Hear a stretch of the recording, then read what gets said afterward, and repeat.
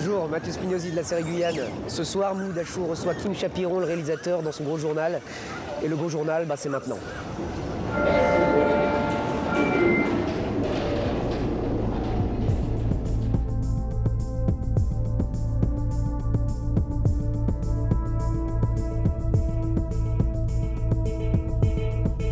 Ce soir, Canal+ diffuse le premier épisode de la série Guyane avec son réalisateur Kim Chapiron.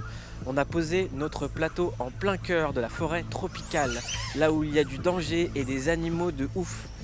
Non, en fait, on est au parc floral à côté, mais ça fait bien quoi. Et on a Kim Chapiron quand même, en vrai, tout de suite dans le gros journal. Comment ça va, Kim Chapiron? Ça va très bien. Pourquoi est-ce qu'on est là? Pourquoi est-ce que tu nous as demandé de mettre notre plateau ici? Alors parce qu'on a essayé de recréer la forêt amazonienne à Paris. C'est un effet que tu as mis ici. Ouais, ça a été un peu compliqué à mettre en place, mais ça marche plutôt bien. T'es à Paris, tu vas bientôt repartir en Guyane. Déjà, explique-nous pourquoi est-ce que tu es allé en Guyane une première fois? On vient de terminer une série d'aventures criminelles qui se passe entièrement en Guyane. C'est une série qui se passe dans le milieu de l'orpaillage légal et illégal. Et c'est l'histoire d'un jeune étudiant d'école des mines qui se retrouve projeté dans la folie du trafic de l'or. Alors explique-nous, c'est quoi l'orpaillage? Nous, notre série parle du trafic d'or réel, aujourd'hui contemporain. L'orpaillage, c'est le trafic d'or, c'est ça? On retourne la terre, c'est-à-dire qu'on lave la terre pour récolter des poussières d'or. C'est donc le travail des orpailleurs. Donc la série parle avant tout de ces gens-là. Il y a plusieurs mots-clés qu'on a entendus. Orpaillage, criminel, légal, illégal et Guyane. Le premier épisode, c'est ce soir sur Canal+. C'est Kim Chapiron qui l'a réalisé et je suis très fier de vous montrer les extraits.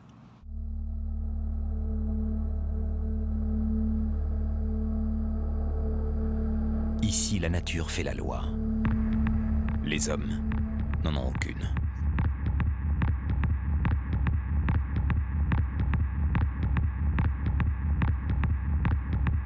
Bienvenue dans la nouvelle création originale Canal+. Guyane. Ta signature sur tous tes films, c'est souvent de révéler des gens qui n'étaient pas forcément destinés à faire du cinéma. Est-ce que tu peux me parler des castings et des gens qui étaient sur place et de quelles étaient leurs vies avant de jouer dans la série? Généralement, sur le plateau, on se retrouve avec des gens qui parlaient quasiment tous 5 langues. C'est un carrefour assez incroyable de cultures qui viennent vraiment de partout. On a Yvan Télémac qui joue le caïd de là-bas que tu avais apprécié dans la bande-annonce. Morilio qui joue donc un orpailleur et qui lui, pour le coup, sa mère était réellement orpailleuse. C'est ça qui est troublant quand on regarde la série, c'est qu'il y a des gueules qu'on voit pas dans des séries.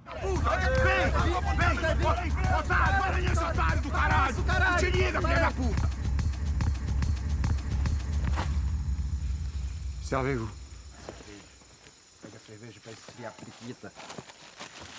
On a eu un grand casting qui s'est fait sur le territoire en se promenant dans des villages. Justement, on a tourné au village de Caux. Il faut savoir qu'on dormait tous en forêt et on devait faire une vingtaine de minutes de pirogue pour aller sur le plateau où il n'y avait aucune communication possible. Et on se retrouvait avec tous les acteurs, tous les techniciens en race forêt. On s'est fait héliporter tout le matériel. Ça faisait partie, en tout cas, de l'ADN du projet, de se projeter dans l'enfer vert qui, quand on sait le regarder, procure quand même une belle émotion. Qu'est-ce que tu as vu de plus fou là-bas pendant le tournage? C'était quoi le truc le plus fou? Déjà, c'est le rapport à la forêt. Donc, on parle quand même... Faut savoir que ça fait 20 ans qu'on se connaît, lui et moi. Je l'aurais jamais imaginé me dire un jour dans sa vie, c'est le rapport à la forêt qui m'a ému. C'est le rapport à la forêt. Qu'est-ce qui s'est passé? Alors, ce qu'il faut savoir quand même, c'est que la quasi-totalité du territoire guyanais est une forêt, et qui est une des plus grandes forêts du monde. On parle de fromagers, qui sont des sortes d'arbres magiques qui mesurent plus de 40 mètres de haut. Donc ça, déjà, voir ça en vrai, c'était assez impressionnant. Donc un arbre peut être émouvant? Un arbre est émouvant, quand on sait vraiment bien le regarder.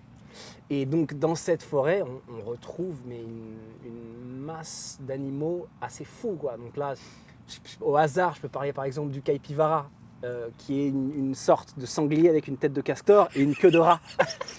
Donc ça procure une émotion assez forte aussi, ça, ou toutes sortes d'insectes comme le ver macaque, je dirais la fourmi scorpion, on a souvent des rapports avec ce genre d'insectes, ou bien des terrafossa ou des matoutou qui sont des grosses mygales. C'était la première fois de ma vie que je voyais ça.